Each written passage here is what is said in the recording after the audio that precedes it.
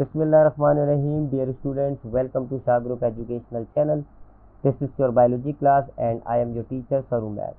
Students, bio में chapter number 8 जिसका नाम है बायोटेक्नोलॉजी।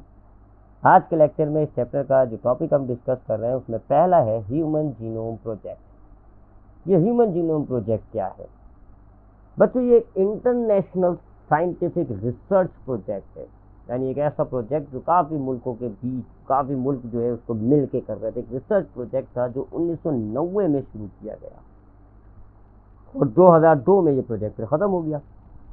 1990 में इस प्रोजेक्ट की इब्तिदा की गई। एक इंटरनेशनल साइंटिफिक रिसर्च प्रोजेक्ट है।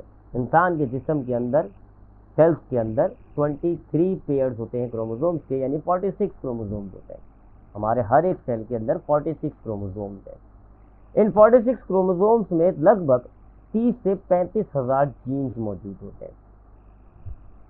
ये 30 से 35 हज़ार जीन्स जो इंसानों के सेल्स के क्रोमोसोम्स के अंदर हैं, इस ह्यूमन जीनोम प्रोजेक्ट के अंदर इन जीन्स को स्टडी किया जाना था। यानी कितने जीन्स हैं, इन जीन्स का लोकेशन क्या है, क्रोमोसोम्स में कौन सा जीन किस क्रोमोसोम पर मौजूद है, उसका स्ट्रक्चर कैसा है, उसके अंदर न्यूक्लियोटाइड जो लगे हुए होते हैं जीन्स के अंदर, उनकी अरेंजमेंट क्या है, उनकी सीक्वेंस क्या है और जीन्स का फंक्शन क्या है। यानी इंसान के सारे जीन्स को स्टडी करने के लिए ये प्रोजेक्ट बनाया गया था, ह्यूमन जीनोम प्रोजेक्ट। 2002 में ये कंप्लीट हो गया था और तकरीबन 99.9% जो इंसानों के जीन्स हैं, अब आप उनके बारे में सब कुछ जानते हैं। तो हमारे पास जो 35,000 जीन है, तो कौन सा जीन हमारे किस क्रोमोसोम में, हमारी आंखों का कलर का जीन किस क्रोमोसोम में, हमारे ब्लड ग्रुप का जीन किस क्रोमोसोम में, जीन्स की लोकेशन हम जानते हैं, जैसे मैपिंग कहा जाता है। हम ये जानते हैं कि हमारा जो है हर जीन का न्यूक्लियोटाइड सीक्वेंस क्या है। हम ये जानते हैं कि अगर उस न्यूक्लियोटाइड सीक्वेंस में तब्दीली न्यूक्लियोटाइड सीक्वेंस क्या है। फिर हम ये भी जानते हैं कि उस जीन से फिर क्या बनना है और हमारा कौन सा ट्रेट जाहिर होगा। तो इसे कहा जाता है ह्यूमन जीनोम प्रोजेक्ट। इसके कुछ ऑब्जेक्टिव थे। पहला, इंसान के अंदर 46 क्रोमोसोम के अंदर जो 35,000 जीन्स हैं और उस 35,000 जीन्स के अंदर जितने भी न्यूक्लियोटाइड्स लगे हुए हैं सबको स्टडी करना, उसकी पूरी सीक्वेंस को स्टडी करना। तकरीबन 3 बिलियन डीएनए के सब यूनिट्स होते हैं आपके 30 से 35,000 जीन्स के अंदर। तो 3 बिलियन डीएनए की सीक्वेंस को स्टडी किया गया। जीन्स को आइडेंटिफाई करना था इसका मकसद ह्यूमन जीनोम का। हमारे जो सेल्स के अंदर जो 35,000 जीन्स है, किस जीन का क्या काम है, डिटरमाइन देयर फंक्शन, उन जीन्स के काम को डिटरमाइन करना, हमारे जेनेटिक कोड्स को स्टडी करना और हमारे सेल्स के अंदर जीन्स ऑन और ऑफ कैसे होते हैं, ये चीज़ स्टडी करना। अब ये ऑन ऑफ तो क्या माना जाता है कि आपके हर सेल के अंदर 46 क्रोमोसोम है और 35,000 जीन्स है। अब ये सारे जीन्स हमारे हर सेल में एक्टिव नहीं होते। हर सेल में कुछ जीन एक्टिव होते हैं, कुछ जीन एक्टिव नहीं होते। इससे फिर हमारे सेल्स जो है वो डिफ्रेंशिएट हो जाते हैं। तो ये जीन्स किस तरह ऑन ऑफ होते हैं, ये भी इसी प्रोजेक्ट में स्टडी किया जाना था। तो ये था ह्यूमन जीनोम प्रोजेक्ट। उसके अलावा जेनेटिक डिजीज को आइडेंटिफाई, पहले से आइडेंटिफाई करने, क्योंकि देखिए आपको जीन पता है।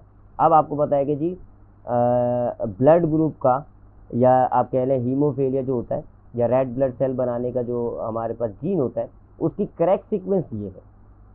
और जो थैलेसीमिया है उसके अंदर, इस सीक्वेंस के अंदर यहाँ तब्दीली होती है। ये सीक्वेंस स्टडी करने से ही पता चला। तो उससे फिर क्या हुआ, हम जेनेटिक जो हमारी हेरिडिटी डिजीज़ हैं, जो जेनेटिक डिजीज़ हैं, उनको पहले से डायग्नोस, ट्रीटमेंट और प्रिवेंशन के हम काबिल हो गए। तो ये था ह्यूमन जीनोम प्रोजेक्ट। अब बात करते हैं सिंगल सेल प्रोटीन की। सिंगल सेल प्रोटीन क्या होता है? बस तो कुछ ऐसे यूनिसेलुलर ऑर्गेनिजम्स होते हैं, मिसाल के तौर पे फंजाई, यीस्ट, एल्गी, बैक्टीरिया, ये कुछ ऑर्गेनिजम्स हैं। इनमें ज़्यादातर यीस्ट यूज़ होता है, एल्गी यूज़ होता है, या हार्मलेस होते हैं, ये कोई टॉक्सिक प्रोड्यूस नहीं कर रहे होते। इनके अंदर कार्बोहाइड्रेट, प्रोटीन, खासकर प्रोटीन जो है इनके अंदर स्टोर हुआ होता है। तब इनको प्रोटीन सोर्स के तौर पे यूज़ किया जाएगा। फिर देखिए ना, एल्गी का एक सेल है, अब उसके अंदर उसने हार्मफुल प्रोडक्ट तो बनाना नहीं है, तो अब उसके अंदर जितना भी प्रोटीन होगा वो काम का है। तो फिर इन ऑर्गेनिजम्स को, एल्गीज को, यीस्ट को, फंगस को, बैक्टीरिया को कल्चर किया जाता है। बड़े बड़े कंटेनर्स में, जिन वही फर्मेंटर जो आपने पढ़े थे ना फर्मेंटेशन में, उन्हीं फर्मेंटर में इनको कल्चर किया जाता है। इनको बल्क क्वांटिटी में जो है वो इनकी ग्रोथ कराई जाती है, इनको रिप्रोड्यूस कराया जाता है, अच्छी खासी क्वांटिटी में इनको प्रोड्यूस कर लिया जाता है और फिर ये as a protein source use होते हैं। फिर इनको प्रोटीन सोर्स में आप जो है वो यूज़ करते हैं। एनिमल्स की फीड में डाल दिया जाता है तो एनिमल्स की फीड में प्रोटीन जो है वो ज़रा ज़्यादा हो जाता है और फिर वो प्रोटीन के सोर्स पर इस्तेमाल होते हैं। तो इन ऑर्गेनिजम्स को फिर हम सिंगल सेल प्रोटीन्स कहते हैं। फर्मेंटर्स में कल्चर होने वाले वो ऑर्गेनिज्म जो कि फिर बाद में सेल प्रोटीन सोर्स के तौर पे यूज़ हो, उन्हें सिंगल सेल प्रोटीन कहा जाता है। अब इनके इस्तेमाल में सबसे पहला ये आपके सब्स्टिट्यूट होते हैं जी प्रोटीन के, फूड के अंदर प्रोटीन को मिकदार को बढ़ाने के लिए इस्तेमाल हो रहे होते हैं। एनिमल्स की फीड में इनका इस्तेमाल किया जाता है ताकि उनका फूड प्रोटीन रिच हो जाए। इसके अलावा जो यीस्ट के ज़रिए जो अगर यीस्ट को हम सिंगल सेल प्रोटीन के तौर पे इस्तेमाल करें तो यीस्ट ना सिर्फ एक प्रोटीन सोर्स होगा बल्कि एक विटामिन सोर्स भी होगा, विटामिन भी प्रोवाइड करेगा। इसके अलावा इनके अंदर तमाम जो एसेंशियल अमाइनो एसिड्स होते हैं, क्योंकि प्रोटीन है ना, प्रोटीन के तौर पे यूज़ हो रहा है तो प्रोटीन में फिर आपके तमाम एसेंशियल अमाइनो एसिड्स आ जाते हैं। इसके अलावा जो है ये सीजनल वेरिएशन से इंडिपेंडेंट होते हैं, इनकी प्रोडक्शन जो है वो सीज़न से कोई इफेक्ट नहीं पड़ता। लैब में कल्चर हो रहे हैं इसलिए कोई फ़र्क नहीं पड़ेगा। इसके अलावा इनके दायरे, इनको जब हम फर्मेंटर में रखेंगे तो हम इनको ग्लूकोज या इनको जो है वो सबस्ट्रेट देते हैं ताकि ये उसको यूज़ करें न्यूट्रिएंट्स के तौर पे एनर्जी हासिल करें। तो फिर इनके जो सबस्ट्रेट, इनके जो न्यूट्रिएंट के लिए फिर हम जो है वो इंडस्ट्रियल वेट ऐसी चीज़ों का इस्तेमाल करते हैं। इससे हमारी पोल्यूशन भी कंट्रोल हो जाती है और ये भी जो है वो कल्चर हो रहे होते हैं। तो ये है सिंगल सेल प्रोटीन। अब आते हैं आज के लेक्चर के सेक्शन ए यानी एमसीक्यूज़ की तरफ। फर्स्ट एमसीक्यूज है the complete graph of human genome was studies by. इंसान के जीनोम का जो पूरा ग्राफ है वो किस प्रोजेक्ट में स्टडी किया जा रहा था? तो इसका जवाब है HGP human genome project. It refers to the pure और mix culture of algae, yeast, fungi और bacteria use as a protein source.